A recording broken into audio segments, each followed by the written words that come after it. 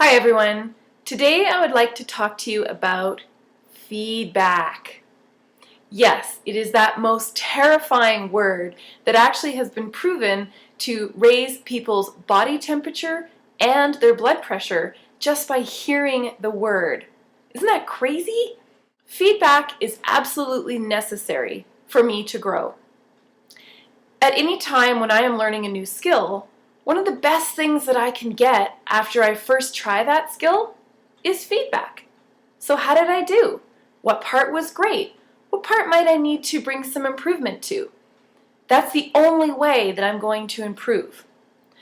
Unfortunately, there are a number of very feedback-adverse cultures in the workplace. And this actually serves only to stunt the growth of that culture and the overall company.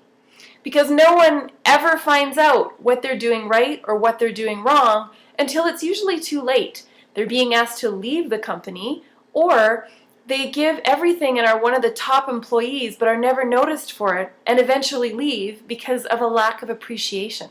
The reason that we generally avoid feedback is because we don't like how it sounds. You see, we haven't been well trained on how to deliver feedback. So feedback often sounds like, "Hey, you suck," or "Wow, you're fantastic, that's great." Nowhere in there is the listener informed about what it is they might want to bring some attention to that's not working, or what they are doing that is so great that the delivery would like to see more of. The person delivering it wants more of that. Yes, please. Then we don't see a change in the behavior, or we don't get more of what we want, and we think the person we gave the feedback to must be absolutely clueless. What don't they understand? What I want you to do is lean into a particular delivery form that makes it, number one, safe to deliver, and number two, a little safer to actually receive. First and foremost, ask permission. Do you have time for feedback? May I share some feedback with you? Something like that actually has the person stand up, pay attention, there's something important that's about to be delivered. Number two, how are you feeling about X? This is a one sentence.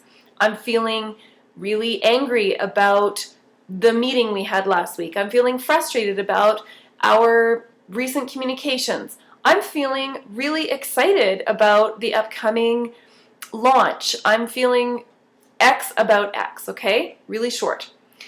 The third thing is an example. So you must give them a very specific example of a behavior you saw or communication you heard, and so that they clearly can anchor in what it is that you're speaking about.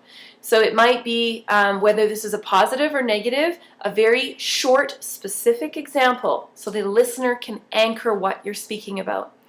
Okay, the next step is ask for what you want. In the future, I would like to see this. Or if it's something that you would like to see more of, I would love to see more of this, and perhaps a way you can work together. Maybe you're offering support. This is the final step of feedback that is so often missed, and then we don't actually see change. So you must ask for what is the change you would like to see, and or what is what you want more of? What is the way you'd like to offer support? Positive feedback or compliment might sound like this. Do you have time for some feedback? Great. I'm feeling really excited about the future of our business. I've noticed that lately you are making outbound calls a great deal, and that I've heard you following up with people, and I notice your schedule is quite busy. I really think that you are working hard on growing this business. And I'd like to thank you for that and support you to continue to do that in the future. So if there's any contacts I can get you or leads that I think might be interesting, I'm happy to offer those over to you. So that's a compliment with an offer of something in the future. Some feedback that might be deemed negative could go like this. Do you have time for some feedback? Okay. I'm feeling a little frustrated about a communication I heard you make the other day. I think I heard you say that what your current results were looking at were someone else's fault. And I think I heard you use a lot of blame language. And what I'd like to see in the future is that your willingness to take ownership for your results increases. And if you'd like support on getting past what you feel is a block, that you come and ask me for some help instead of talking behind other people's backs and using blame. Doesn't sound really friendly, I understand. However, the listener is much clearer about what it is I'm speaking about and equipped to now make a change. Feedback must be given at a 3-to-1 ratio. 3 positive feedbacks for 1 negative feedback. This instantly increases the positivity in your business and culture, and it bolsters people's confidence to hear the negative feedback and their esteem about getting on change that's necessary. Feedback is crucial. Transparent feedback stimulates growth. Without feedback, there is no change. There's very little growth.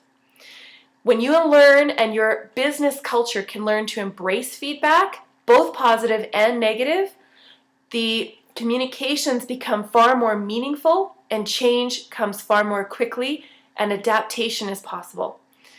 That's it for today. Talk to you later.